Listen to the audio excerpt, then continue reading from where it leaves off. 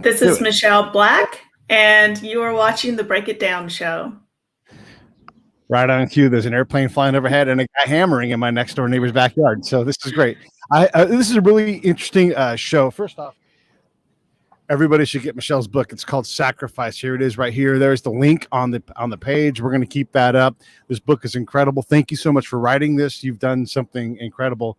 Michelle Black is a Gold Star widow. Her husband was a Special Forces Green Beret long tabbing badass. His name was Bryan. He and the rest of the team that he was on, ODA 3212, were deployed to Africa. They were in Niger, and up along the Mali border, they were ambushed by I guess you would have to call them enemy forces, and four Americans lost their lives. Just about everybody there got shot in this thing, and it was a horrible travesty. And then the military and the army specifically, in its infinite wisdom, started blaming the people that they sent with no backup, no CASEVAC plan. No, like they failed them in so many ways. It's shocking. And then they came back and said, well, those guys on the ground, they screwed up. They went rogue looking for a bad guy. And the truth is far from that. And Michelle went person by person, report by report, went through and told the whole story again in her book, Sacrifice. And so we're going to talk about that. Anytime we're going to have people come on who are talking about an area where I'm not an expert in or don't have enough knowledge, I always have to bring co-hosts on. And so we have Chris Schafer, who is a former Green Beret. He ran ODA teams. He deployed to Africa. He knows this mission. He knows the people in these stories. And I thought, who better than Chris to give us some of the inside stuff? Because what we don't want to do is compromise our integrity as we tell this story, because Michelle's done such a great job. Let's get into it and talk about it. Michelle, what in the hell happened to your husband and their team? I mean, what on earth? Yeah, I mean, I don't even know where to begin. It was such a complicated story. It took me a long time to piece it together. I did several interviews, and basically the men were sent up into an area on a mission they weren't prepared for, severely under-equipped and with not enough, obviously CASEVAC, medevac, whatever you would call it, ISR. They really had very little support, if any. And they just, were ambushed and were so far from help that by the time help got there, 4 members were killed, and including my husband. And they were being overrun by terrorists. Let me let's cover a couple of things. CASEVAC, medevac. This means people who have helicopters in most cases who are going to come get you in case there is someone who gets injured. That sounds like badass people, and they are, but they also are very controlled in what they can and can't do. There's weather restrictions. There's if there's an active gunfight on the ground, they're very reluctant if they go at all to go. So these things that she's talking about also have layers of complexity in them. Doing a threat assessment. And as the intel guy here in the room, I would say this too, like if you've got intel, which is one of the reasons that spurred them to go forward to go after this guy. If you've got intel, it's degradable. It goes bad fast. And if you don't have intel and you don't always get perfect intel, but if you have intel that's not triangulated or corroborated or from a reliable source, you're, especially in an area where there is limited support.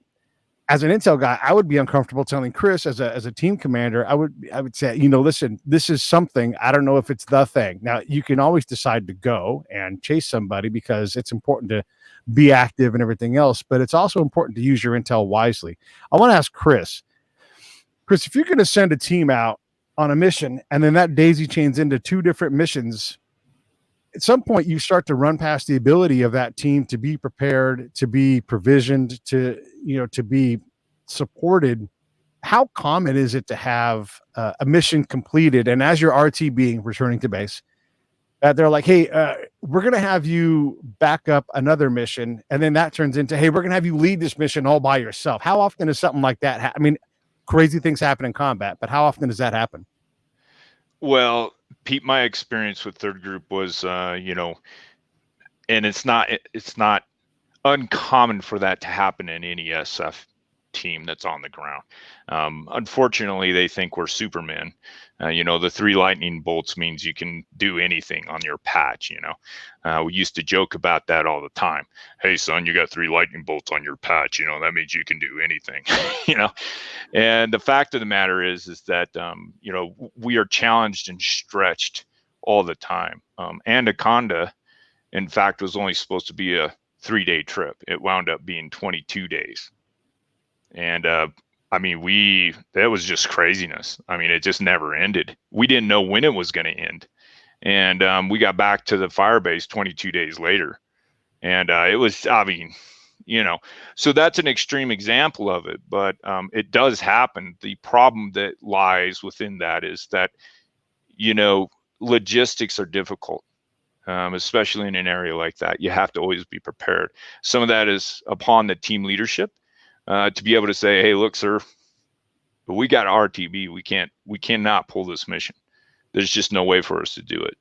And that goes both ways. First of all, you shouldn't, in my opinion, the command should always understand what the logistic limitations are of that element, and you should make the call, or at least supply them, or back them up with somebody. And then also on the team side of the house, you've got to be smart enough to say, hey, look, we got in an ambush near the Paki border one time, and our closest team was about 3 hours away, but that's all we had. We had air support, obviously. Africa is a completely different story. You can't compare the two. It's like comparing an orange to a basketball. It's so different, in every mission. The bottom line is it really depends on the guys, and it depends on the command. They've got to work together, but they have to be brutally honest with each other and say, hey, look, what are you doing? We can't do this. Look at our risk factor. And risk factors, you gotta continually evaluate that all the time. So one of the things too, and we're actually going to let Michelle talk at some point, but I think we have to do some groundwork here. One of the things Michelle talks about quite a bit is they've got a bunch of old, beat up, worn out Hiluxes, which are mini trucks, 4-door mini trucks with a whole lot of overloading in them.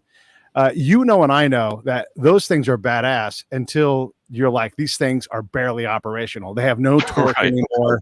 The motors are paper thin. You just like, are we going to be, and legitimately, one of the things you think about all the time, and I know, Chris, you're going to echo this, is can we self-recover? Yeah. And we know from reading Michelle's book that this was a thing where they were being recovered by their partner, the Niger army, and so you have vehicles that are compromised to the point where they're really not mission capable. Do you go out anyhow? Of course, but that's another aspect. And the other thing is when you look at these vehicles, and this is just a story from, again, Afghanistan, this happens all the time. A brigade came in. This is a combat brigade, right? These guys, and they drive strikers, which are vehicles that go over anything. Well, they don't have them in this theater. They've got giant tanks that are like bomb proof. And they're like, we're going to push south to the border. We're going to encircle the Taliban, and we're going to defeat them. Right. And it's like, well, hey, we've been here for a while. First off, there's no road. It's snowing right now. Those vehicles don't like snow. They slide off. I predict that you'll get no more than 2 hours south of where you're at now, and you'll have to come back because you won't bring enough food. You won't bring enough water. You're going to be and it's just, you don't realize how rugged this terrain is before you do it. Talk about that. And then I want to bring Michelle in to talk about the provisioning that she saw from her investigation. Yeah, logistically, it depends on, quite a few things. Can you cross load? What happens if X happens? Are you prepared to do this? And can the equipment you have even do it? It comes down to, Christ, we're going to walk 16 clicks out of here with all our gear. We're going to burn everything else out.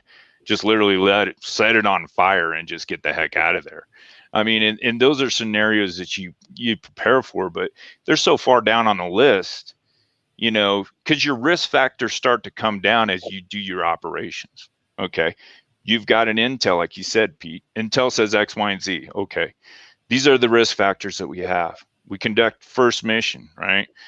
Those risk factors didn't really apply, and we don't think they're even valid anymore. So you take them off the list and you go down the list. And, unfortunately, we all get complacent, and that's a terrible thing. We've seen it many a day. you know, and just overestimating, oh, you know, these things will go down that road. No, they won't. You They know, won't. No, yeah, they won't. You'll get stuck. And I've been there, Pete. I know, you know, the snow, and you're like, what? It's like, yeah, dude, there's no road, first of all. And second of all, this thing weighs 16 tons. As soon as you put it in the mud, all you're going to do is recovery ops. And I've been there for like 3 days, seriously. you know?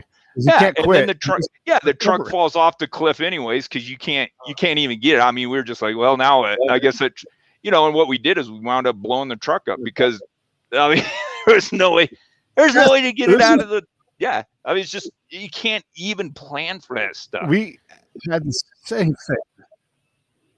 We had the same thing. We had a gigantic, massive vehicle in Afghanistan that got stuck. And so they had to use a gigantic other vehicle opposite. It got stuck. And then they had to leave one of them. They just had to leave it, you know, and then ultimately destroy it because, you know, these unforeseen things happen. So we know about this. We know about these complexities, right? And we know that we have to trust the commander on the ground to do the right thing.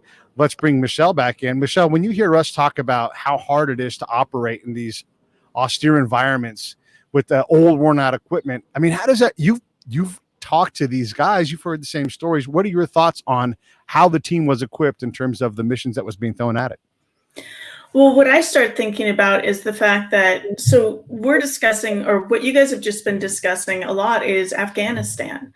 So it's the same complexities, but then you add on top of it the lack of assets in the country of, you know, especially Niger, those areas, they're sharing assets with other countries even.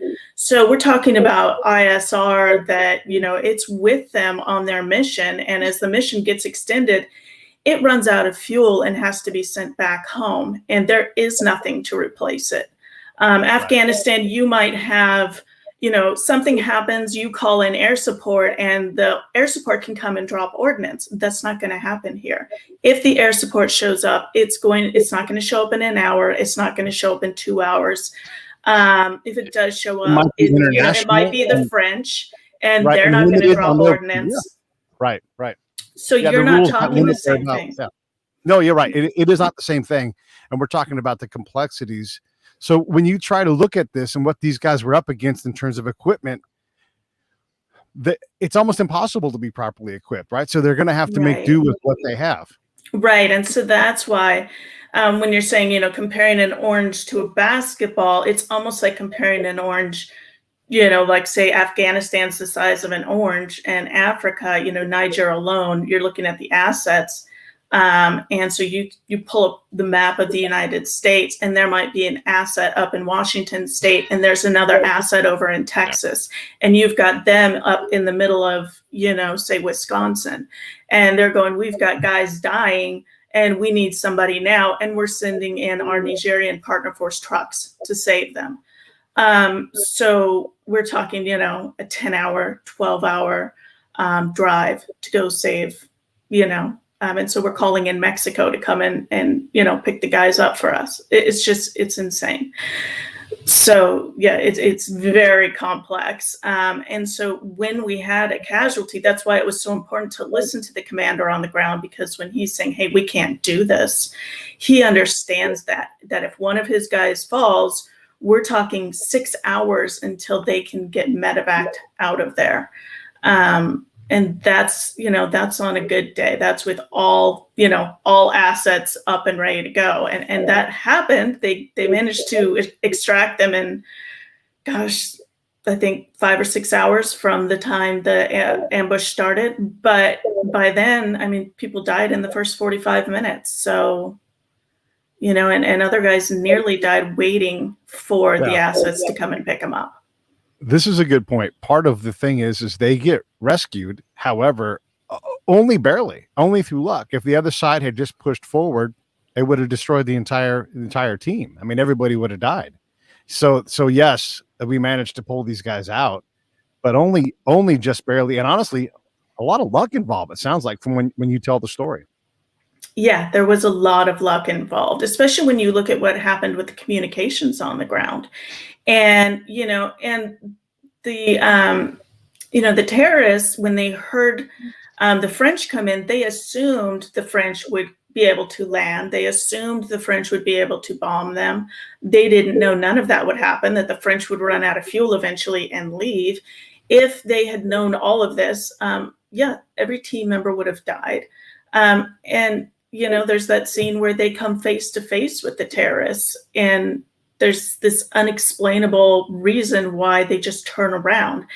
And the guys must have planned on coming back with everyone, and the French just happened to show up right in between that time period.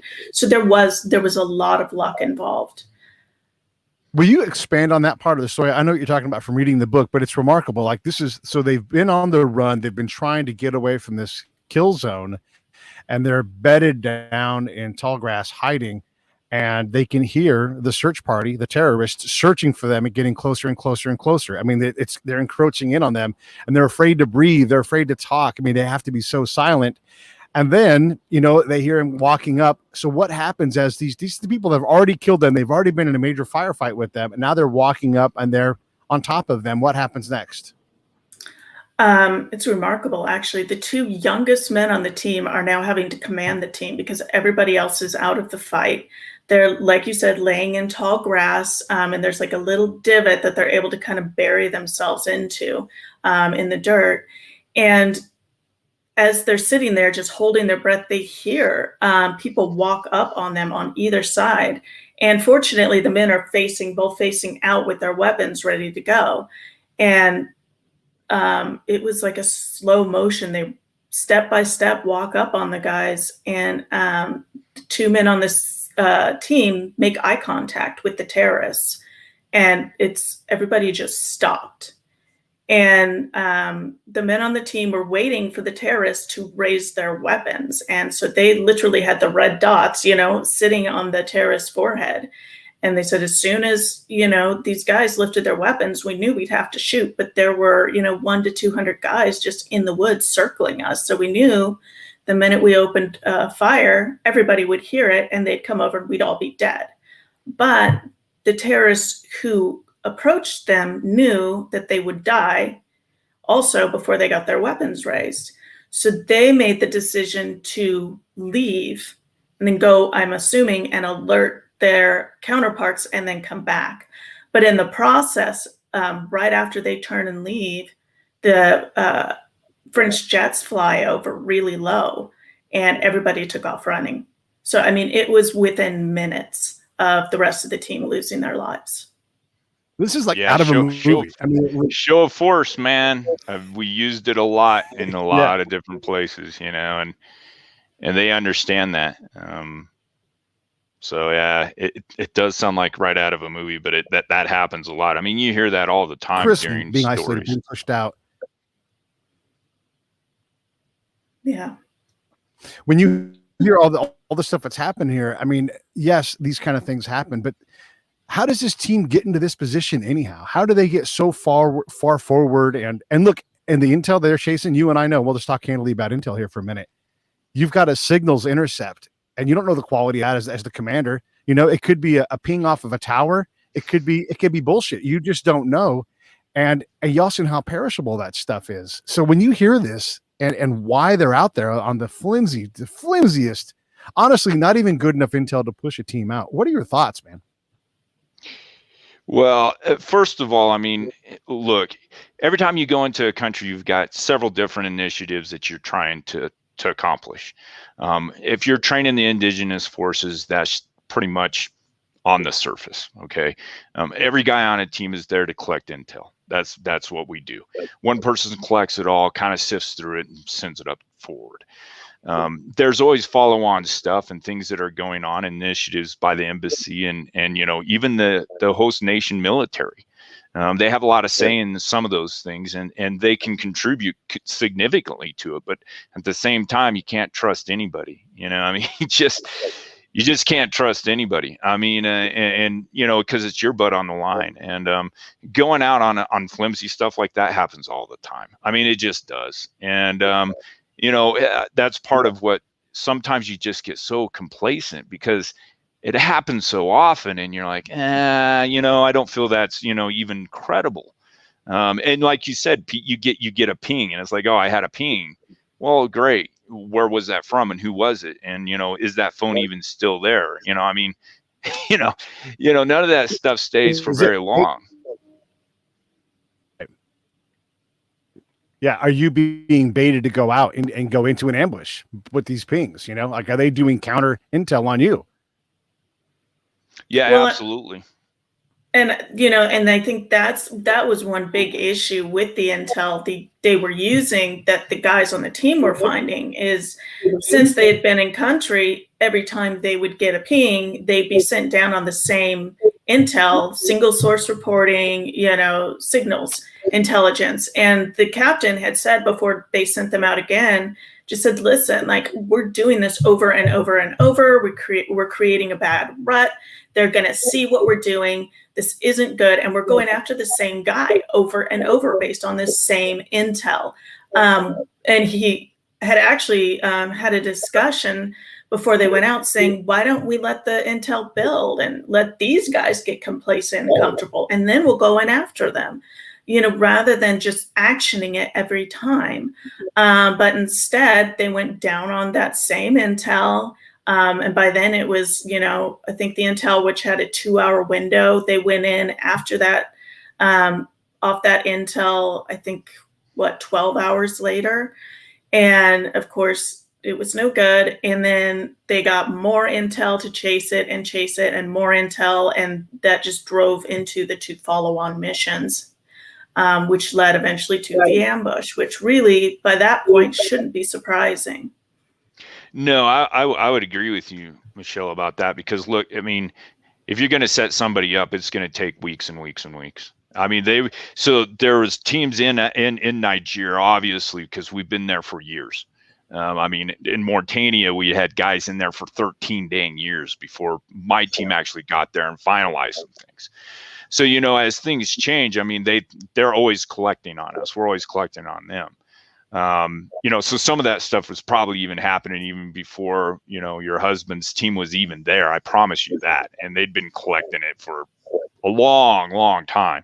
So the new guys get in there, they always take advantage of it, right, Pete? They always take advantage of the new guys there. They just do. I mean, they try to leverage friendships and all kinds of other stuff that happens on the ground. And you know how that works, new guy in town, man, I can get some free stuff, or I can make him do this thing, and because they just don't know. The intel side of that too, I think it's important to talk about this, because if Chris is running the team and I'm there as an augmentee trying to help them gather intel, when I hear flimsy intel, I know what that means. This is my job. This is my profession. This is what I do. I'm going to say, Chris, I'll do whatever you want to do. You're the boss. But if you just this guy's not going anywhere. He's not going to stop operating in the area where he operates. We can absolutely walk our way into this and dramatically improve the ability to, and if it never gets any better, then we can always go do a hasty action, an action with that seems rash, in retrospect. We can always do that. But what we can't do is we can't always walk our way in, make the right connection, and then be introduced. I mean, I've been able to get us introduced to the bad guy where they're in the room and we deal with them face to face. And turns out a lot of times they aren't even that bad of a bad guy. We can chill them out by just giving them something. But if we can't do that, if we just go running after every time you get a cell tower ping or you get a piece of SIG, and again, I can't stress this enough, who's running who? I kept thinking about this in the book. Who is being run here? If you're a new team, I promise you're being run as the source. You are the sucker. And that's not because the team isn't good. It's just that's the competition. You've come into the middle of a game. It's the third quarter, right? And you think you're starting on quarter one, but you're not. You're so far behind, you're being run as a source. Michelle, I got a question for you. How the team leader, I know a little bit about the story. We've got our channels to be able to kind of get some inside stuff on what happened, but I don't remember how seasoned that team leader was on that team, because as you tell me the story, it seems like he's trying to well, I guess that's a question. Was he trying to appease the command, do you feel, or do you think he was seasoned enough to be able to tell the command, hey, look, this stop? Are we talking about the captain? Yeah, about the captain and the team No, leader. he was pushing back. I spoke with all the guys on the team individually, and each of them were very frustrated, to the point of just, rage, because they were like, he did everything short of quitting, like pushing it to the point where he would probably lose his, be told to go back home, because he was like, we should not be out there. We do not want to run on this intelligence. This is terrible. The pushback was as far as he felt he could take it, and no one was listening.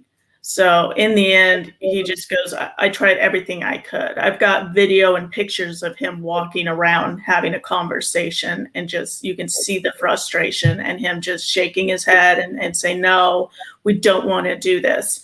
And that was the same thing that I got told by every man on the team individually, was just the level of frustration that over and over, he argued, and all the men on the team, same thing. We do not want to do this. This is a stupid mission. We should not be out there.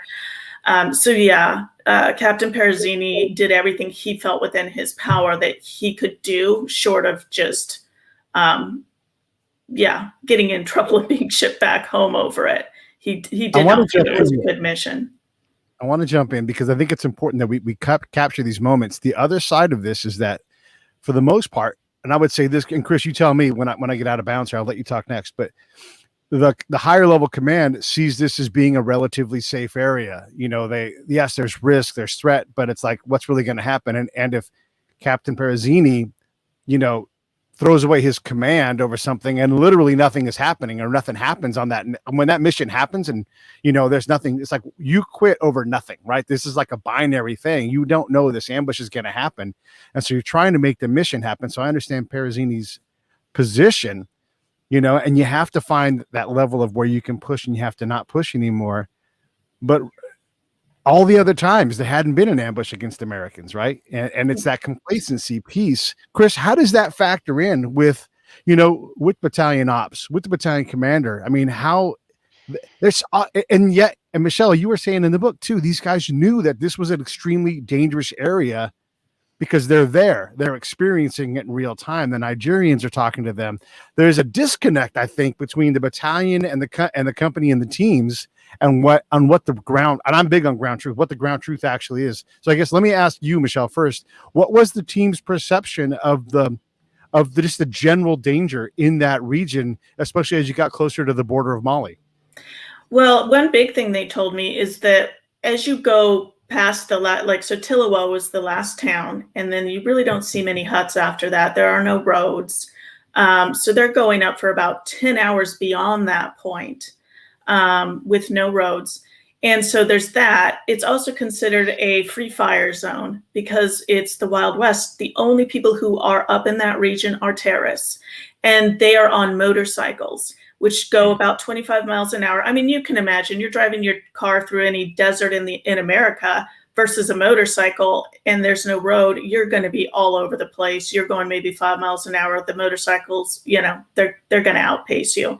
So they know that if they get up there and anything goes wrong, even if their truck just gets stuck, I mean, they're really stuck, and they're stuck in enemy territory.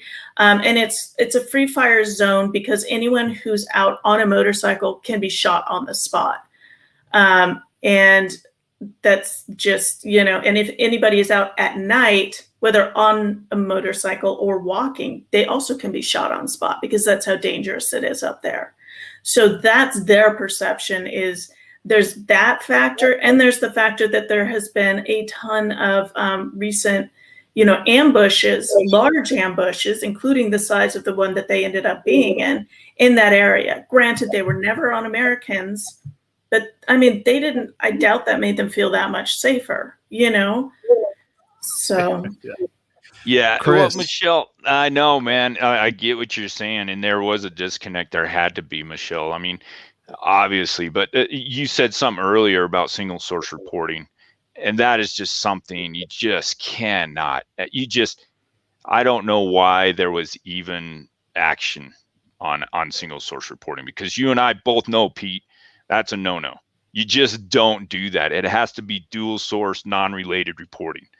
And if you got one ping, that just doesn't make any sense. And the command should have known that. I don't care if you're in Africa or freaking Texas. I mean, you know what I'm saying? The command does know that. They know better. Yeah, they know better. They have to know better, and they drop the ball on that. And I start asking the question, Michelle, did you?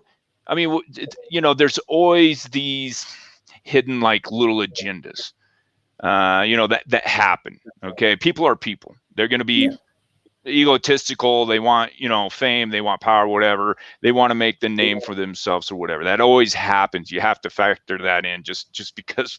It's just human nature. It's just you can't eradicate it. It's impossible. And so, I'm that's what I'm thinking, Pete. Where was the breakdown? Because those rules are in place. So what happened? Well, as far as hidden agendas, I was told, so 6 months after the fact, I was told by the lieutenant colonel involved, and there's no proof of this. There's nothing beyond him stating it to me when he came to see me at home, was that, well, he felt that, what was it? There's a kidnapped victim and that they might be able to recover him if they went up there. Now, right. There's no way. They would have known about that. Yeah. And there's no way they would have sent that team in for that kind of mission. So what I'm thinking is he pushed it ahead, hoping that they might get lucky and recover this guy, because he was known to be he was known to be in the company of this terrorist at one point, and they do believe that this terrorist was involved in his kidnapping at some point. They had no proof that he was still with them. Like, it was just something, and I don't know that he was using it as an excuse with me, but I have a feeling that as far as ulterior motives, that might have been what it was, is he was hoping to get lucky, and that would get him something. As far as tell you right now, I got to say something about this, and I'm going to let Chris go next. If Colonel Painter had said that in front of Chris and I, we would call bullshit in a second. We looked for Bo Bergdahl for every mission. Every mission, it was brief. Yeah. Bo Bergdahl could be out there. We always got to look for him. When I was in Iraq, we looked for Bo Bergdahl because we didn't know where he was. So every single mission, we were looking for a kidnapped guy, and he wasn't the only guy we were looking for all of them. Not actively, just if you see something, figure it out. We certainly wouldn't act on it. If they're somewhere, that's not even the team's mission. Okay, if you know for sure and you've got all this intel, yeah, we're going to flex this resource out. More likely, they're going to take it serious. They're not going to push a team that's poorly provisioned, doesn't even have all its guys. They're not going to push that team out to run that op. They're going to send, look, and God love everything the Green Berets do. They're fantastic. But that's not their job. That's Delta. No. They're going to go out there, and it's a whole different thing. It's a whole different operation. So he's full of shit. I'll say it right now. I'm going to let Chris talk for a second. Sorry, Chris, go. Yeah, and so we recovered a couple of people out of Afghanistan a couple of times. And listen, there wasn't even a shot fired.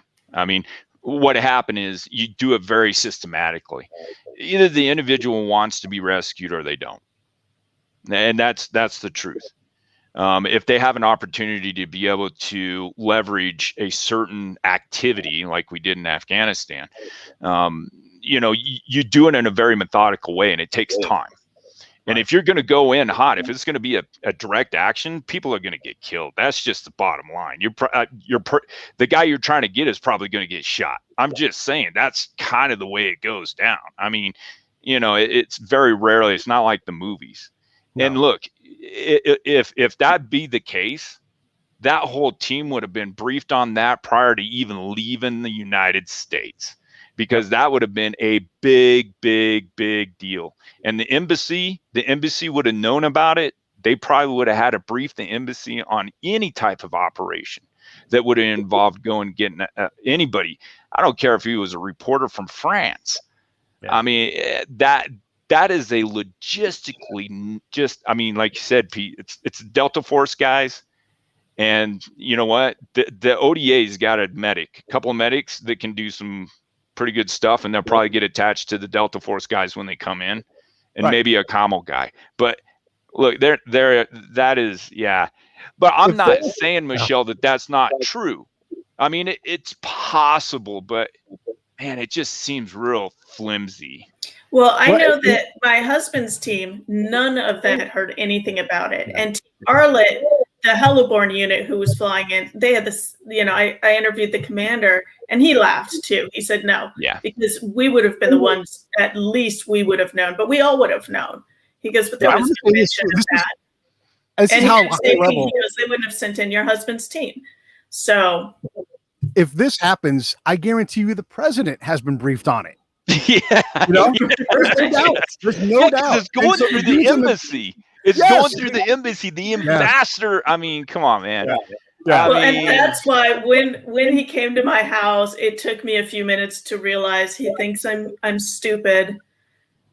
And I left early. I left him with my father-in-law because I thought I've been lied to enough. And maybe he thought he was getting lucky, but that wasn't their mission. There's no way. Yeah. Well, he's full of shit. And just to continue to accentuate how full of shit he is, if there was some significant intel there, again, it would not be a single ping. It would be multiple things. They would direct a shitload of assets on it. And those guys wouldn't be going out there provisioned with broken down old vehicles, not enough of anything. It would be a completely different thing if there was an actual chance something was going on there. They would look, that's serious business. You take it seriously. They didn't act like it was serious business because it wasn't. It wasn't. They would have at least had an ISR with enough fuel, right? Yeah, right. Yeah. Well, that's the other thing. I mean, we're talking Africa here. So, I mean, the assets are not, first of all, it's semi-permissive in reality. Okay. Semi-permissive meaning that, you can operate pretty freely as Americans in that country without, too much of a risk factor. And ISR. Oh my God, man. I've been in Africa. I never had ISR. So those guys are lucky. We didn't have anything. I mean, we barely, I had a sat phone, and that's basically my commo because there was nothing else. I couldn't even use my regular radio because, I mean, the satellite was 10 degrees off the horizon. So, I mean, an anthill would get in the way of the doggone signal. I literally had to climb the tallest building in Mauritania to even make comms back to Fort Bragg. I mean, it was nuts, and that's just the reality of Africa. And you got crap vehicles. I mean, you just do. The best thing we had was we had some MP5s that, we were given by the embassy staff that had it there, and some bulletproof blankets that we put in the floorboards of our doggone Hiluxes because there was, IEDs were a thing. They always were. But ISR, man, I'm like, wow, they had ISR. That's pretty good. Yeah. And this, this is the thing about the Green Berets and those 3 lightning bolts. I mean, Bryan Black's an incredible dude. All of those guys are incredible guys. They will get the mission done. And so when they spit the bit and say, not this mission, as a commander, Chris, what happens? What happens to the ops sergeant major and the ops warrant? How in the hell do they let this happen? Yeah, that's exactly. A lot of attention on those guys. Well, and that's the other thing I was going to ask Michelle. So what was the composition of the team? I mean, okay, so obviously there were some support cats that got killed from what I heard. But I mean, what was the composition of the team? Was it a full DA? Did they have a full contingent, 12 guys? That doesn't usually happen, but they didn't at that point. There'd been so much turnover in their team that at that point, they were still replacing guys. So that's why I say they were mostly there training, there to train the Nigerian counterparts. So they can do these things with a smaller team, but not as well. And that's why they shouldn't have really been out there at that point. And the commander should have known. And that's why the captain pushed back so much. It was, my husband was the medic. They had an intel guy. Fortunately, Bartels, who had worked as a ranger for years, and he was, I'd have to look up what he was, but he had all sorts of experience, so he could command the team. So there were a lot of very experienced guys on the team, but there were a couple new guys, some younger guys.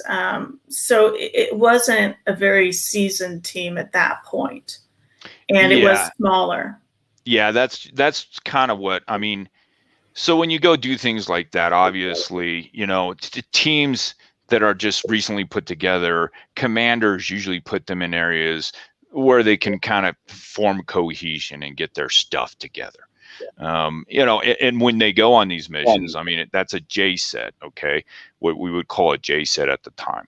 And each team had to compete and brief the command on how they would basically skin that cat, whatever that mission was. And then the commander would make the decision on which briefing was the best and which guys were most prepared, depending on the level of the mission, okay? And so you're competing with your fellow, you know, ODAs that are there to actually get a job, if you will.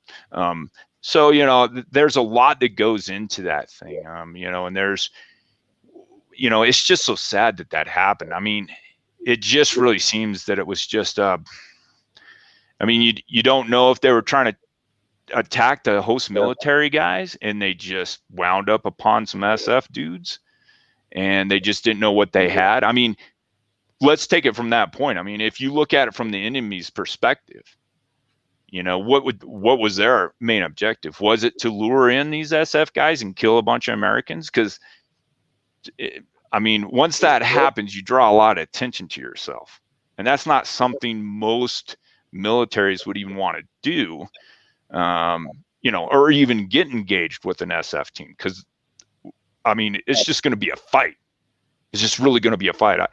I know the guys on the ground there fought like hell, and they probably ran dry on a lot of ammo. I mean, yeah.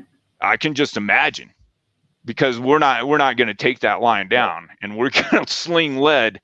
We're going to sling as much lead as we can, as fast as we can.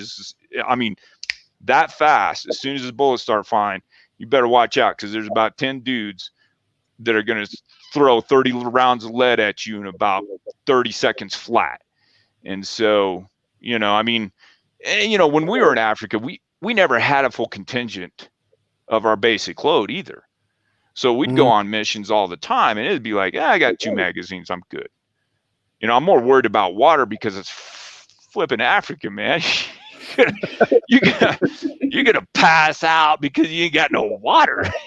Yeah. You know, and you know, we're probably not gonna get attacked, and 30 rounds is probably more than I really need, and I don't want to carry all this crap anyways, because I got all these training supplies and materials, and I got these trucks, and I've got all these, you know, I'm setting up a range today, and these guys, they got AKs. So I've got all this stuff for a range, and where am I going to put my stuff? Yeah, I got my bug out bag, but honestly, it's got like 90 rounds, and it's not even on me because it's in my bag. I got a clip in my gun. Yeah, but if we get in a firefight, I got to get to my dang bag, and it's under, oh, by the way, 15 tons of other stuff because we're going to the range. You know, I got chow, I got water, I got targets, I got tape, I mean, it's just all kinds of, you're more worried about training the indige than you are getting ambushed. I mean, it's just, Are you wearing your kit? Are you wearing a plate carrier? No, that thing's in the back of the truck, bro. You kidding me? I mean, I'm wearing a t-shirt and my you know, my pants, my cargo pants, whatever. I ain't worried about that crap. Yeah, ball cap, bro. Seriously, I've gotten in more firefights with a stinking ball cap going, damn, I wish I had my helmet.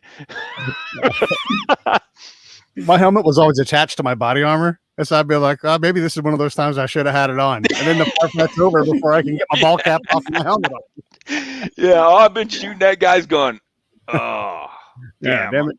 It's all the way in the truck down there. I'm like, well. And not to make light of the situation. But no, not at all. But I mean, that is how they were going out most of the time. And, you know, but also the enemy, this makeup with them as far as equipment and weapons has changed just rapidly over the last few years, because a lot of them have started to join, you know, forces with ISIS and whatever over in Syria and, you know, Iraq and Afghanistan. Some of those leaders over there have kind of, you know, they're starting to all kind of connect. And there's a lot of area in Africa, from what I've read. And so they're kind of all trying to connect. And what you've had is, as they've started, those in Africa have started ambushing local military, they then collect all their weapons. And so now they've got, you know, ZPUs and Dishkas and mortars and I mean, just their weaponry is insane, grenade launchers, and they're getting money from, ISIS as a whole. And so they've got a lot more funding, and they're a lot more dangerous now than they used to be. And so on top of it, that's why when the team was turned around, so they went on their first mission and it was successful, and they were on their way home when they were turned around. And that's why Captain Perozeni pushed back so much. But it's also why he said, hey, our team, it's young, it's new, and we're really more in country to train. So we don't have the capabilities to, and the assets really to do what you want us to do. So he contacted his friend up in Arlet, and he wasn't, for him, it wasn't even hey, we want to fight over missions. It was, we'd rather not go on this because we're not equipped, and this is not a good mission for us. And this mission requires people who have better capabilities than we do. And so he contacted Team Arlet and said, hey, you guys get your birds spun up and come in, and you can create a better blocking position than we can. You can do more. You're working with an EFON, Special Forces of Nigerian, a Nigerian Special Forces unit that had been training for years with different American groups. So they really had a lot more capabilities than my husband's team. And so for Captain Perozeni and my husband's whole team, they were aware of what they couldn't do at that point. And they just, this isn't a good mission for us to be on. We'll go in as backup if we can even do anything to help, but we'll be there. So them going in as the lead team, that was a huge issue. That should have never happened. And they were aware of that. And yeah, as far as, but then, going down and traveling, wearing body armor, etc. I mean, like you said, you're worried about water more than anything in Africa. It comes right down to it. Yeah, you might run into some trouble, if you happen to cross some militants. But if you don't, your number one threat is vehicles crashing and dehydration. Yep. That's it. So you're not going to have your body armor on in, 130-degree weather in, nope. Dry Africa where you can't drink from their wells because it could kill you. So, yeah.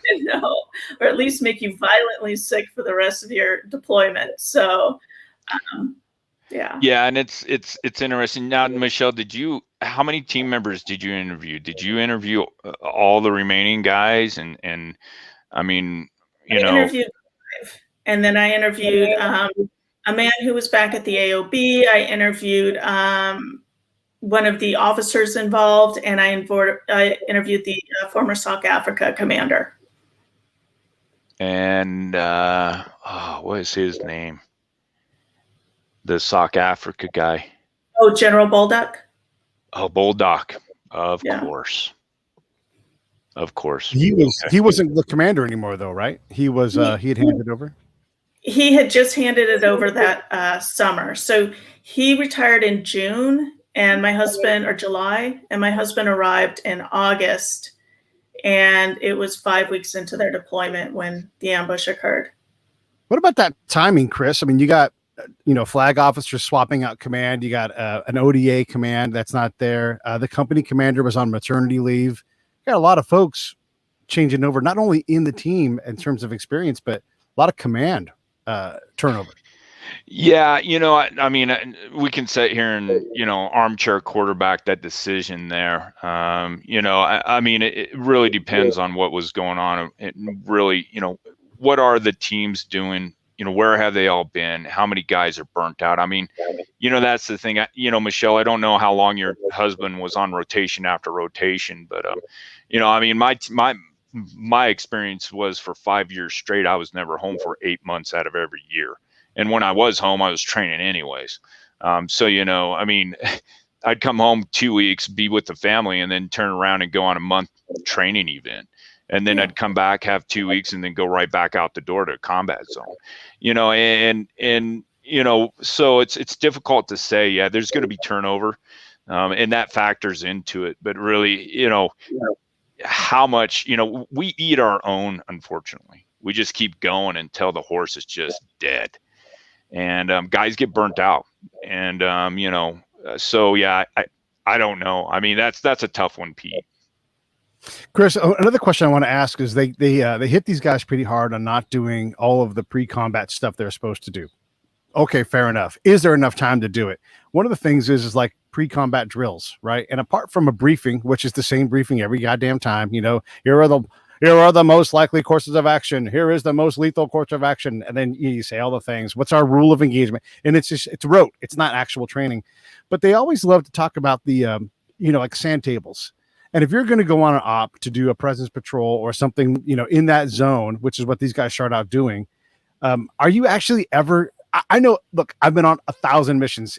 I can tell you one time we ever did a sand table, and that's because the sergeant major was standing there watching us before we did it, right?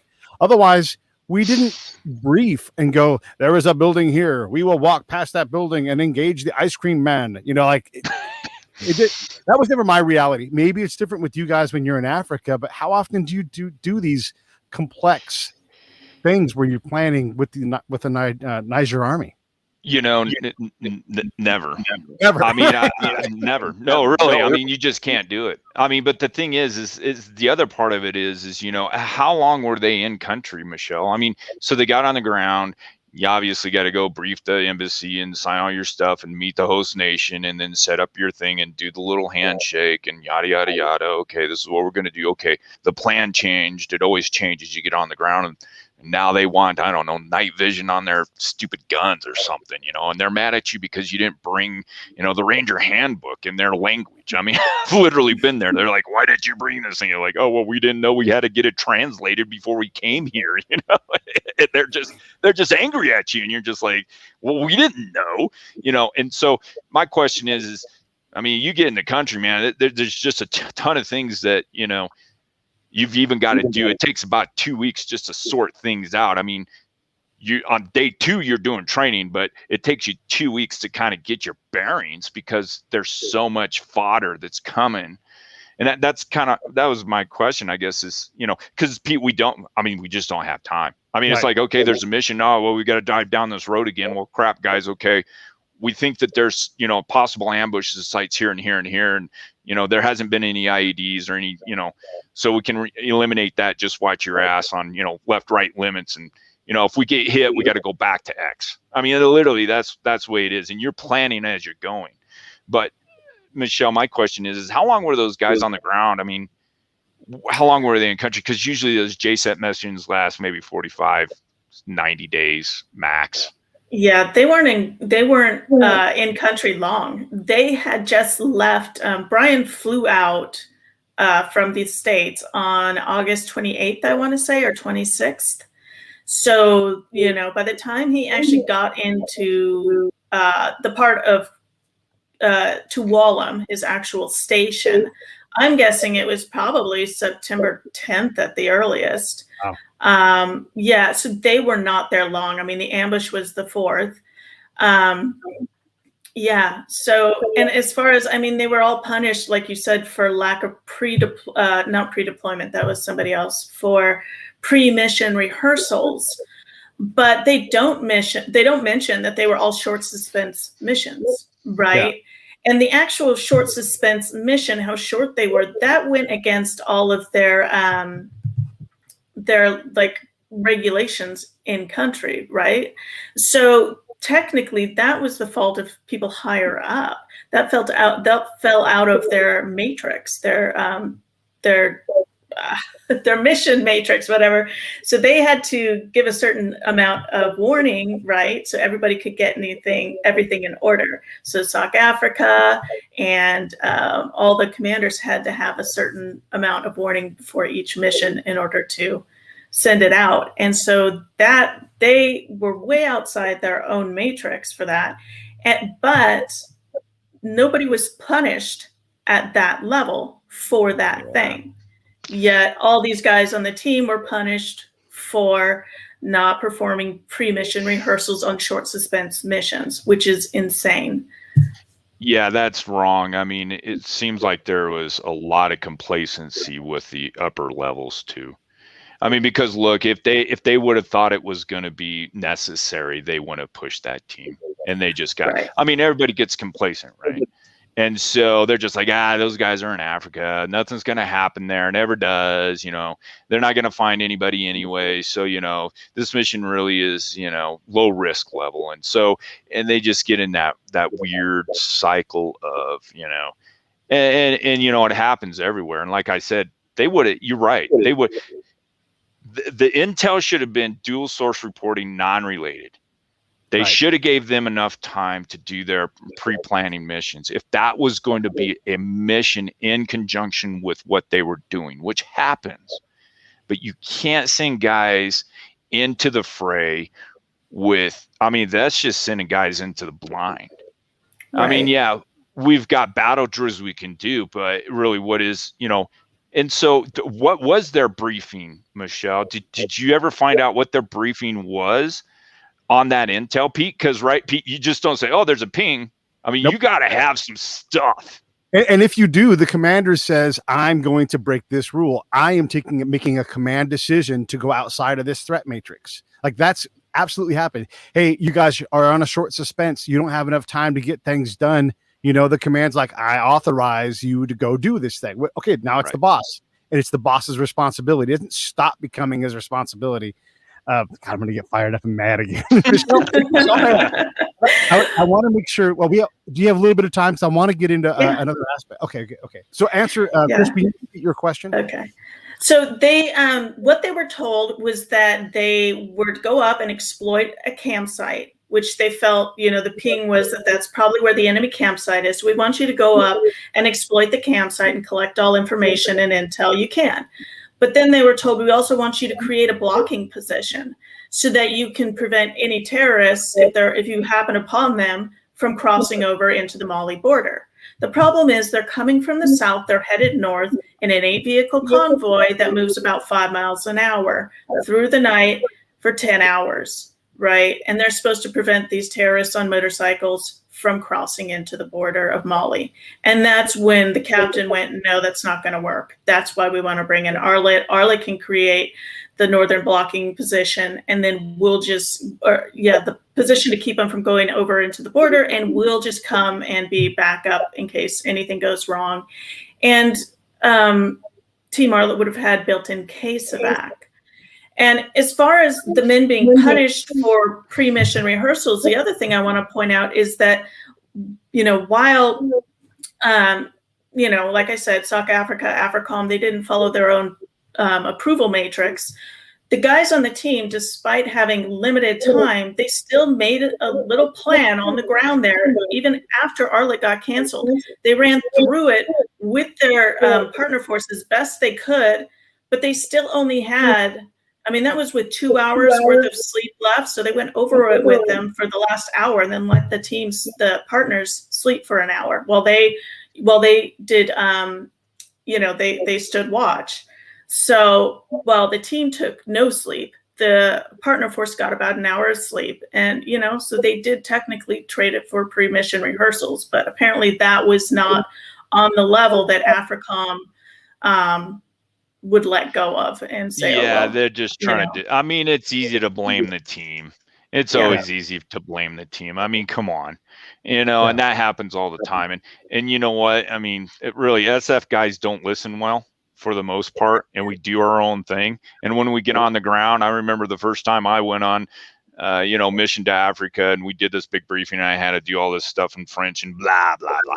Anyways, we got the mission, we got on the ground, my team sergeant's like, okay, guys, this is what we're really doing. It was completely different from what we briefed, and I loved him for that because, I got a lesson in, hey, look, this briefs well, but this is how we have to operate. And that's the bottom line.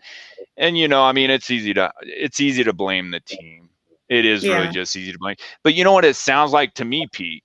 It sounds to me like this thing wasn't intel. They were trying to verify some stuff. Blocking positions do nothing but stop and take information. They don't do anything. Okay. All they're doing is it's basically a traffic control point. Yeah. And you're stopping everybody coming in and coming out. And you're like, hey, let me see your phone. What you got? You got guns? Who are you? Where are you from? What are you doing? I mean, that's all that is. That's And the bad guys don't drive through those, by the way. yeah, no, because they know you're there. Yeah. Yeah. That's right. Yeah. And Yeah, I but want it to. sounds like they were trying to. I mean, if there was anything underneath all that stuff, Michelle, I mean, maybe you can confirm this. I mean, it sounds like they were trying to validate some of the information that they had there, and those guys were basically sent on missions to go collect additional, you know, intel that supported their, you know, their initial finds. I mean, that may very well be the case. Yeah, it may have just been, hey, is there a campsite there, and what else can you collect? You know. I want to also talk about, because they go on this mission, the first mission, which they complete and are again on their way back to base. You know, RT being their mission complete, they're going home, and then they get curtailed to do this secondary mission, which ultimately Captain Perozeni, remember from the book, he's like, hey, let's not have us be the lead element. Let's get Arlett to do it. And Arlett agrees and says, yeah, that's great. And then Arlett runs into weather. And so a third mission is concocted where they're still going to go out. They have now, so now they've been out for, I mean, the mission starts on the 2nd, if I'm not mistaken, and they end up on the morning of the 4th arriving into the ambush site. But leading up to that, they had to, like you said, go 5 miles an hour.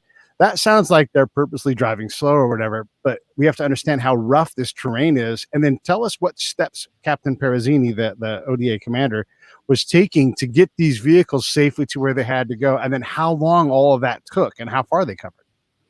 Oh yeah, they he was out front. He had to actually get out of the vehicles because it's after dark and they know they're in enemy territory. So they all turn off their lights. And so the 8-vehicle convoy is now driving with no lights on, and the Americans are having to guide it using their night vision goggles. So they can't see anything because the grass is up over like way over the hoods of the vehicles. So, and it's, you know, rough. There are, I mean, wadis, there are all sorts of things. And these vehicles get stuck all the time. The guys tell me, yeah, we always have to get pulled out by the Nigerian counterparts. But they can't put the Nigerian counterparts in front because they don't know how to use the night vision goggles. So the captain gets out of the truck and he walks for 6 to 10 miles that night, directing the vehicles one at a time through the desert up towards the Mali border. And I think total they traveled about 25 miles. And they're not going 5 miles an hour either. They're going way below that. Yeah, I'd say 1 to 5 miles an hour. You know, it just depended. Yeah, once they got out beyond the last village, you know, the last road, it was basically, you know, goat trails, if that. Right. So, which really, I mean, yeah. Yeah, and that's not uncommon. I mean, man, and you're right. I mean, that makes it just rough in itself. I mean, you're not even worried about you're kind of worried about an ambush at that point, but you're so frustrated because your vehicles are stuck every 10 minutes, or you have to stop and go around a huge wadi, which you know you can't get through. And so now what should have took you 5 hours is now 7 hours, 8 hours, 9 hours, 10 hours. It's exhausting. Yeah. And that's exactly it. They ran into a wadi, they had to go around, and by the time they got up to their, you know, the destination where they were supposed to stop and connect, they get there and it's 11 o'clock at night and they realize, you know, they're getting word that Arlett is not coming any longer and they're behind schedule, and now they've got to be up at the border before sunrise, and they're going, there's no way. Yeah, and that's, I mean, you know, man. So as you go throughout missions, and there is always criteria for you can no longer continue. Usually that's both medics dead or 50% of the team is gone or one aircraft crashes or, you know, whatever.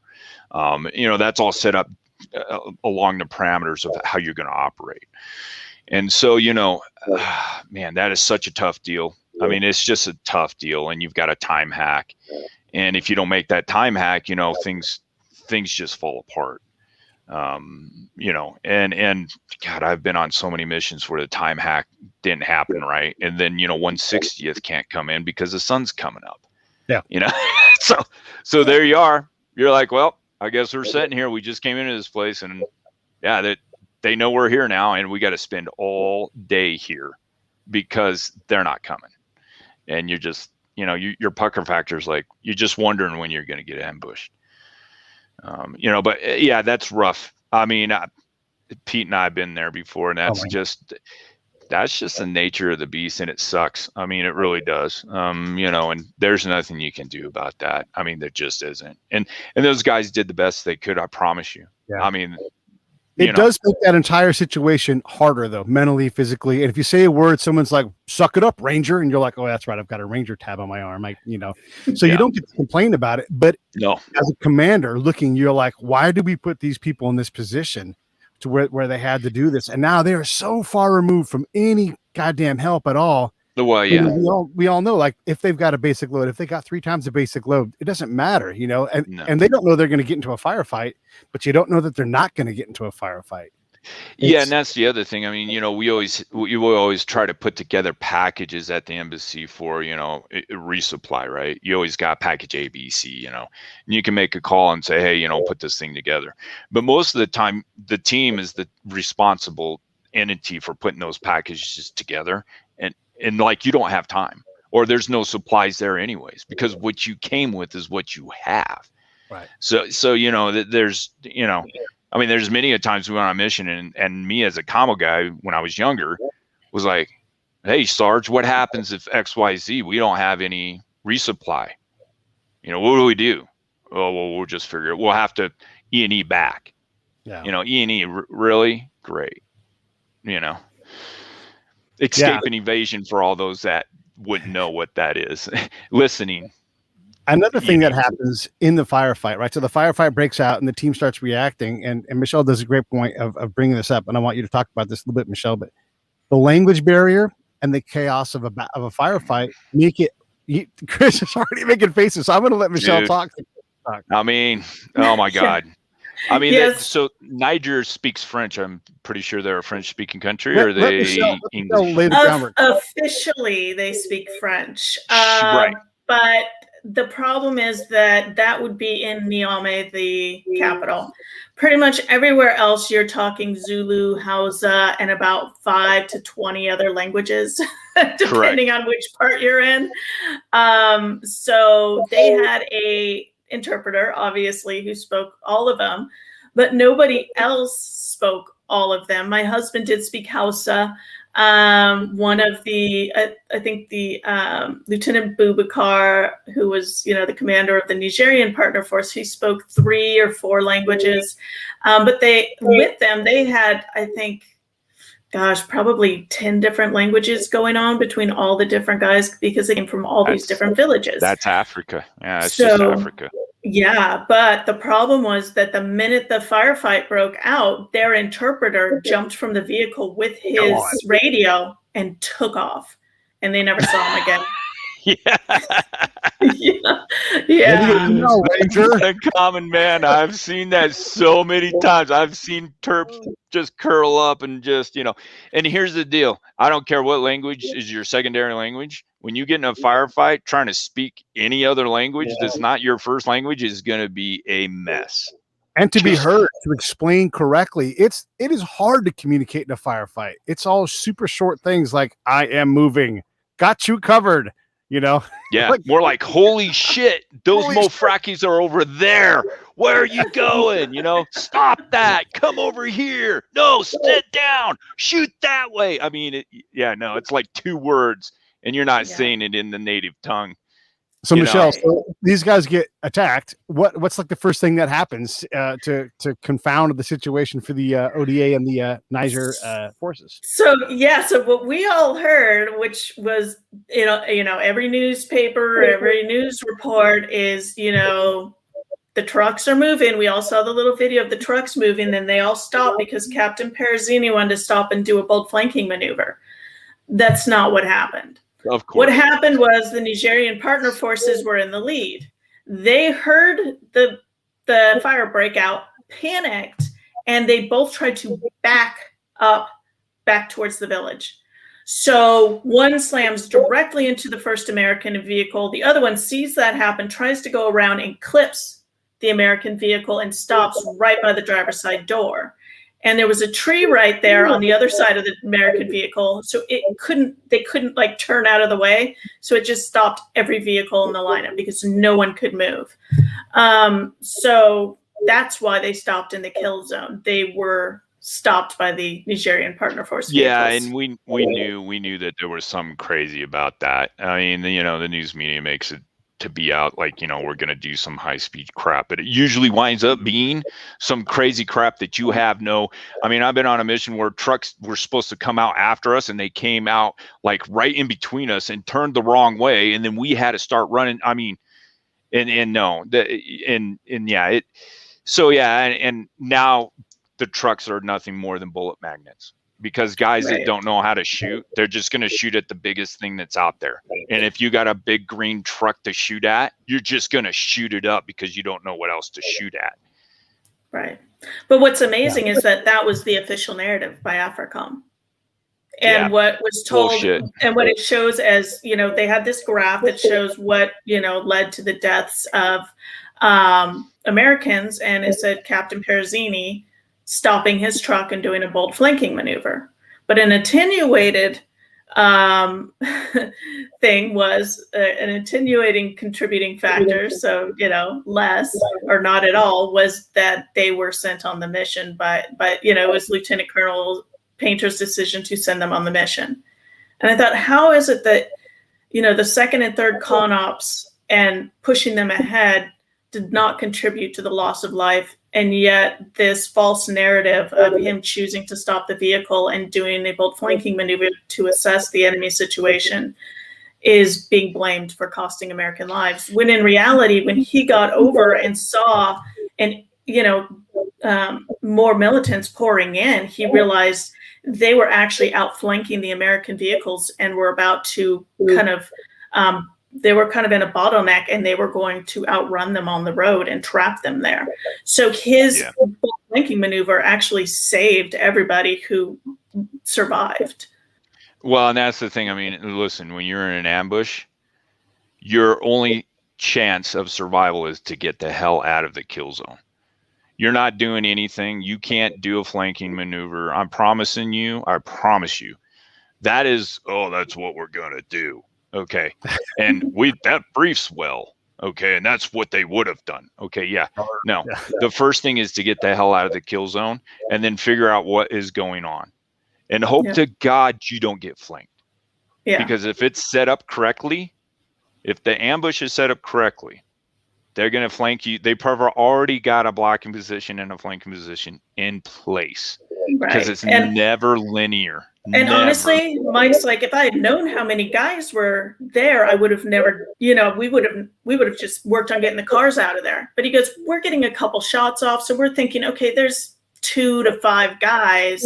So we're going to go over, take them out, and then we're going to get back on the road, and untangle this mess. So that was his thought. When he got there, he realized there's a ton of guys pouring in. So if he hadn't gone over and seen that, they may have sat on the road longer, not realizing we've got a serious issue here, so yeah. And it's easy to armchair quarterback those guys, man. I mean, I wasn't there, so I don't know. I just know from my own experience and different things, and every single situation is completely different. It's always different. I want to make sure we say this too, like as you listen to the story and as you read the book, by the way, here it is right here. It's called Sacrifice, and you should get it. There's a link right there. It's in the show notes if you're listening on the podcast side. Every single time we talk about what Captain Perozeni should do next, he does something for someone who's forced into this situation, and he's acting like a Green Beret. He's not acting like someone who's gone rogue, a cowboy, someone trying to seek glory. He's not acting like that.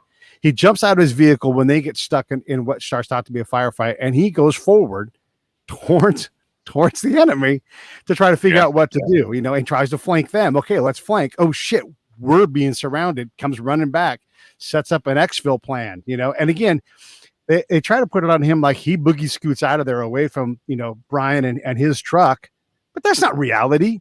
Like you bound, and they look back and holy shit, nobody's there. And it was too late at that point anyhow. You don't get bound back into the bounding zone you bounded out from. Like Instead of saying these What? things, It's not basketball? What are you talking about? and then Well, the they got next the ball thing, now. Let's run the other way. every time you look at the command decision higher, it is not a normal decision. It is a decision based upon covering your ass or going against policy or complacency, all these things. So the one thing I do know is the team is reacting to the next thing in front of them that they've been put in front of. And they continue to do that throughout the entire thing. The guys who didn't do that were, and again, I'm going to lean heavy on those battalion ops guys because they know better, and that battalion commander and that brigade commander because they own this. But those guys hardly ever have to pay. I mean, so it's frustrating. I want to make sure we cover really quickly here that in the village they go to, the ISR reports no assets there, but really it's not an infrared asset, right? Or infrared drone. It's just got straight visual, right? And so they've got a lot of cover and concealment there. And there were people in that village. And then we know that guys who ride motorcycles are bad guys in this area. I'm setting you up, Michelle, to kind of lay the groundwork for what happens in this village and what ultimately leads to the attack, according to how you see this. The village or the campsite? Because we had, the campsite. The campsite. So the campsite up near the Mali border where they were initially to go in and exploit and possibly detain any militants. So they were told there's, and we were told that there was only one tree up there. There was, nobody up there. Come to find out, the guys went in and there are trees everywhere. And what they do is they wrap it in this mountain laurel type. It's this brush that's full of, it's like stickers, and they use it as like a kind of like fencing up there. And what they do is they wrap the bottom of their trees in that and leave little open spots where they can go in, and then you'll never see them. And then they pop from tree to travel so they cannot be seen by the drones. And that's how they move in that region. And so the guys got up there and they saw this, and it just, shook them. So, because they realized there could be no guys up here, or there could be 100 guys all looking at us from under these trees. So they're going from tree to tree, and all of a sudden they hear an engine start up, and two guys are pushing a motorcycle out from one of the trees and take off north. So then they went, well, our drone is almost out of fuel, so we're going to have it follow that to make sure that we don't get doubled back on and attacked. And later on, the redacted report states that it did end up going up, meeting up with a whole group of militants on motorcycles, and then basically the captain had to choose which motorcycle to follow, and that was all he could do, So was that an asset they controlled, or was that an asset that came from another unit? It came from another unit. They were all sharing it. So he had to radio, and then they would send it to do different things. So yeah, he didn't have actual control of it, and it was running out of fuel, so it wouldn't have made it back to their base with them anyway. So they were about to lose control of it, and it was going to go back, refuel, and then be tasked to a different team. See, and that right there would have been on the criteria as far as risk, as you're doing your risk assessment. You lose ISR, then, your risk level goes to here. We lose a truck, our risk level, those would elevate as you go up and you lose those assets to you. But I mean, like I said, it's easy to armchair quarterback somebody. But see, then AFRICOM actually blamed him for sending his ISR following the terrorists and then up near the border. They told us, that he sent it off to watch the border, and that he should have, had it follow them back. And then I found out later, no, it was out of fuel, so it wouldn't have followed them back anyway.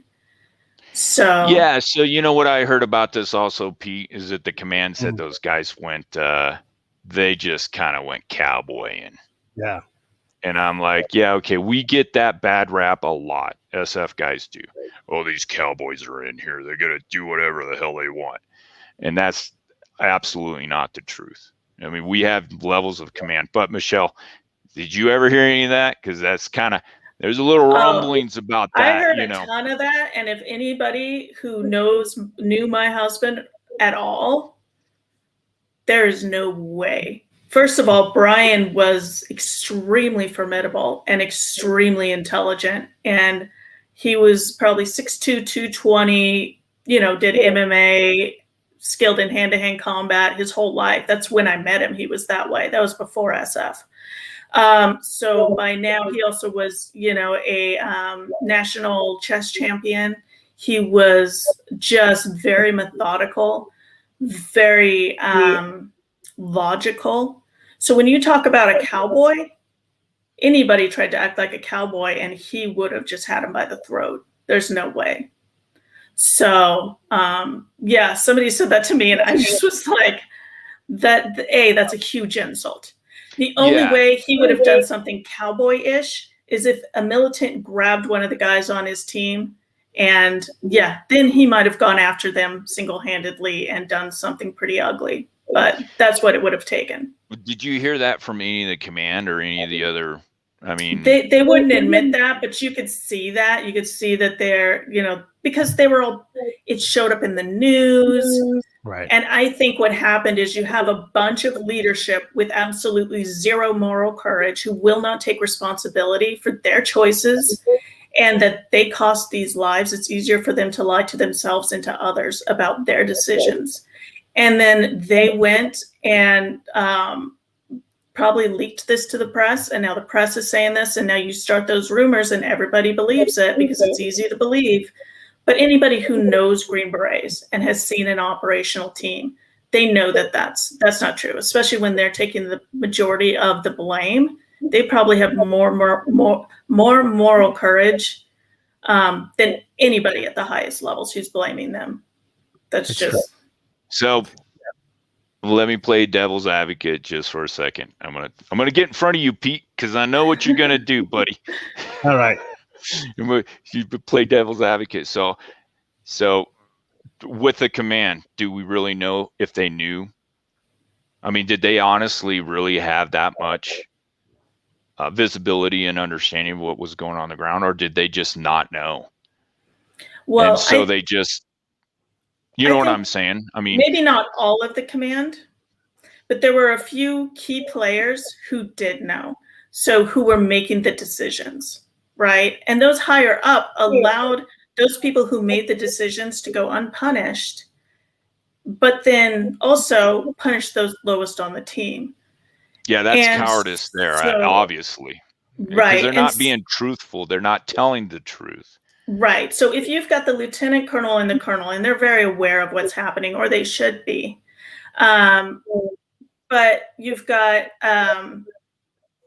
those higher up who don't know, they should at least be aware of the responsibility of the lieutenant colonel and the colonel, right? And then the lieutenant colonel and the colonel who made the decisions and were part of the VTCs or ordering these and overrode all the pushback to RTB from the team, they should hold the greatest responsibility. And they're the ones who validated all the training for these guys, all the pre-deployment training. But somebody else, the major, who wasn't in country, who was on, paternity leave. I had the wrong word. Yeah, I was going to say maternity, and I'm like, that's not right. Paternity leave. He gets punished for pre-deployment training, even though he was not there during pre-deployment training. And he was not the officer who could validate pre-deployment training. So the lieutenant colonel was not punished for pre-deployment training, which was his responsibility to validate. And he ordered the mission and pushed the mission ahead. So there are several points there where he should have been responsible or taken responsibility, and he didn't. And then he lies to me directly at my home about a kidnap victim. And then you add to the fact that I didn't even know his name until my brief 6 months after the fact. And the first time he came to give me condolences was after his name had been cleared. Yeah, and I've got to really, I think about who in the heck was the group commander. I mean, I guess you got an AFRICOM. So when you go into country, you have several different bosses, okay? One's a host military. That's who your customer is. That's who you're trying to please, Okay, that's the bottom line. Second, you got to deal with the embassy. Okay, they have say in what you do and whether or not you're even going to stay in the country or not. I mean, they can literally kick you out if they want to. They'll just revoke your doggone stay and you'll be gone. But you also have your command, and then you've got the battalion command, and then you've got the group command, plus AFRICOM. So you've got like 6 bosses at the time. And yes, it comes down to who's going to call the mission and who has the authority to call it off. And when there's confusion, nobody will take credit for making the decision. They won't call the ball, as we say. And so, I mean, did you look into that? I mean, that's such a complex thing that a lot of people don't understand about SF missions, that they've got that many different people that they're trying to please all at once. And so I didn't, but what I found was that, so when the men got turned around and Arlett was going with them, there were VTCs that involved all those different levels. So that involved the 3rd group commander, and so the Colonel Moses and Lieutenant Colonel Painter, and they were all involved, and all the approvals went all the way up. So where the breakdown seemed to happen was when Team Arlett was turned around, and the team said, "Hey, we'd like to return to base," and it's late at night, and what it looks like from everything I got from AFRICOM and other people I've talked to is that they reworked the CONOP, but I don't know that it got all the proper approvals all the way up. It was just kind of pushed through and the team was told to go. So Lieutenant Colonel Painter had it reworked. They did, was it the 5 W's or whatever, but missing from that was the 2nd risk assessment. So they didn't do another risk assessment before sending them up. And it says that was then forwarded to Colonel Moses's command, but it doesn't look like he got that until the next morning. And same with the SOC Africa commander, and he didn't get notification of that until the next morning. So there was a breakdown there. Yeah, and it's funny because I went to dive school with Colonel Moses, great guy. I know him personally, and he's, talk about follow the damn rules. I'm sure, he was pretty upset. Did you get to even talk to him, Michelle? I did. I didn't talk to him for the book. I spoke with him. He came the first, I want to say the first week to my house. And then I spoke with him and his wife several times.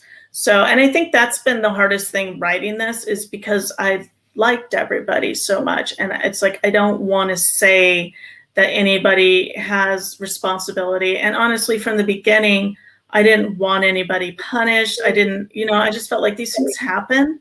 I just want them to be honest with me. Yeah. And I think it was the lack of honesty from the beginning. And it became clear that it was to protect careers. And that's when I just went, then why do I need to keep feeling bad? Because I do like everybody and I do think they're all good people, but I don't know at what point I demand that they be accountable when they've allowed people far down the chain to be held accountable that they know should not have been. That's just, I know the answer to this. This is easy. They're special forces people. The accountability starts the second they open their mouth, the second this happens. I guarantee you, anybody who's in command at the higher levels who didn't hear about the email ahead of time because of being in bed, the moment those guys are in contact, every commander in the chain is woken up because that's our wake-up criteria. We all do things. When we work in this community, it's hard. As a collector, someone who's not on a team, and I go out and support a special forces team, you better believe I'm going to go through what we call a murder board. Now, I'm good at what I do. I know my collection thing. So when they throw things at me, it's short because they understand that I know what I'm doing. If you fuck up, you get told you fucked up. You have to correct this. You did this wrong. You stand up and you take accountability for it because there's no room for that. We don't have, it's too hard to do. It's too hard to walk the whole night to get a patrol at 1 mile an hour going through wadis and brush. It's too hard to know that you don't have anybody above you who's going to support you. And it just, again, it makes me mad because there's so much BS in this story, not from you, but from the machine, and here's what really capped it for me at the end. we're already bad at awards, but to downgrade Perozeni's award to what was an Archon with the V device? Fuck you. I don't even think it was a V device. It was a C for combat. Yeah. I mean, look, when the LaDavid Johnson and when Dustin and Jeremiah Johnson die together, and one of them turns to protect this stuff's on video, turns to protect the other one. That's Medal of Honor grade combat stuff. Knowing he's going to die, turns and fights with what he's got left, and this is not Silver Star territory. It's an insult to all of these people. I mean, who cares about the awards ultimately, but this more indicative of how the lack of faith, the lack of seriousness they took this. And they to do that. I mean, to be given an award, I don't know if you know this, Chris, but Captain Perozeni got it's Archon or AM, one of the two, in a hallway from a warrant officer. Hey, by the way, here's your award. Yeah, it was months afterward. They forgot to give it to him. They were just like, we've had this sitting on my desk. It's a command failure of the worst kind. And here's what would have happened. Here's the truth of that matter. If they would have found a bad guy or they would have rescued somebody and it would have been this big ass success, I guarantee you that it would have been, oh my God, they would have had a damn battalion group formation and those guys would have been, but because it went south and because it got all fucked up and people died, and they knew they had a part in that. They absolutely had a part in it. There was breakdown in communication. It sounds like that's not uncommon. It happens. I get it. I totally get it. But the criteria to go out on a mission like that with just a single that does not even make sense to me. It doesn't really make sense. And it sounds, the more I listen to you, Michelle, and I haven't read your book, and I think I'm going to get it. I mean, it's just hard for me to read a lot of those things because I was there. I did those type of things, and so I get kind of critical. But I haven't even watched any of the war movies from Afghanistan because I was there. But I can watch World War II movies. This is no big deal. But it really sounds like they wanted more intel, and they were using these guys to do stuff that, first of all, wasn't their mission. I don't believe, right? I mean, everybody says, okay, that Foxtrot asset wasn't with them, right? Isn't that right? Wasn't their intel collector back? Yeah, he was they back didn't at even base. have their Fox. No, he was back at base. Yeah. So okay, that happens. Did they have a warrant with them at least? I don't think so. No. No warrant officer either, because they're usually the level 3 guy. Yeah. No. So no warrant. Okay, so you got a Zulu. Was he Fox trained? Do you know if he had an identifier for intel? I don't know. Their intel guy had just gone and started working out at the AOB, so he was actually one of the guys I interviewed.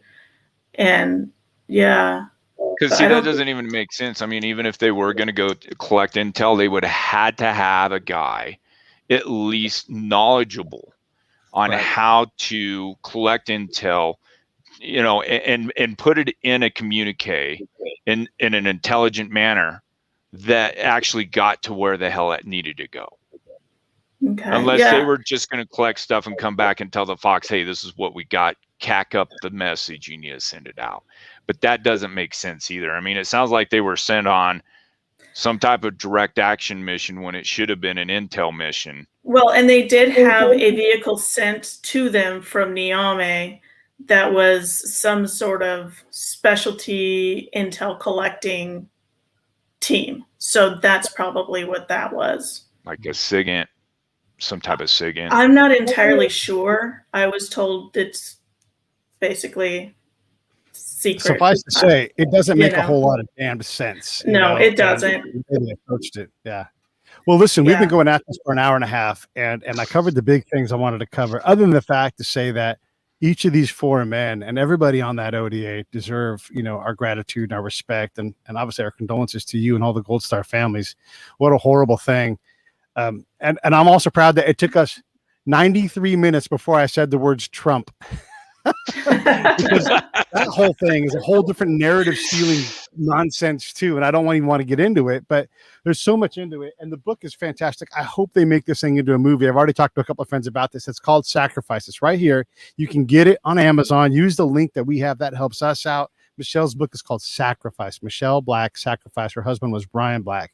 And just, I appreciate you doing this. I appreciate you standing up and saying this is not right and holding us accountable, because every time this happens, the commanders learn their lesson a little bit. They might try it again, but they know there's someone out there like you, Michelle, that's going to say, I'll be goddamned if I'm going to be damned by this. Line it up, and those guys know. You look at them right in the eye and you call them on their accountability. And even if they don't admit to it personally, deep down inside, they know they're wrong, and they'll have to carry that, because those guys died in part because of the system failing them, and that means the command failed them, So, yeah. Chris, anything in closing? Yeah. Hey, Michelle, good work I'm glad you interviewed the guys. I'm glad you're intelligent enough to see bullshit when you see it. Because, there's a lot of books out there that they just take whatever they're given and they make a big old mound of crap out of it.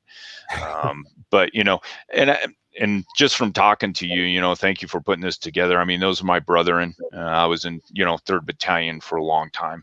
And so, I know a lot of those guys out of 2nd Battalion. And I've even got their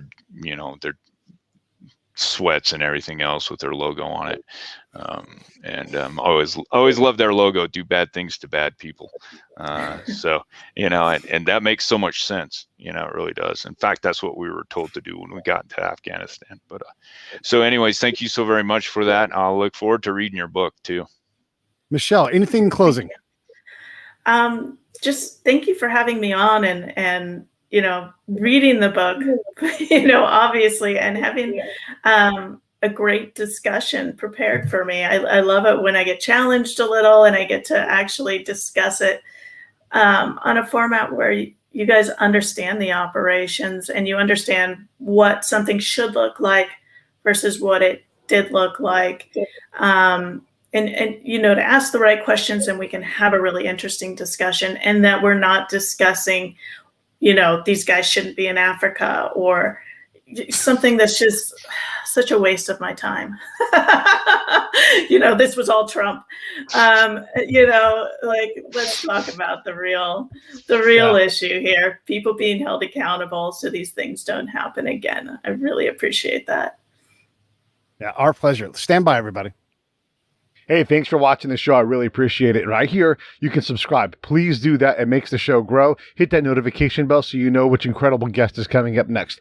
Down below is the PayPal link. You can put a small subscription in. That is an enormous help. All that money goes right back into the show. And then right up over here are the next episodes you should listen to, curated by yours truly. Thank you so much for watching the Break It Down Show.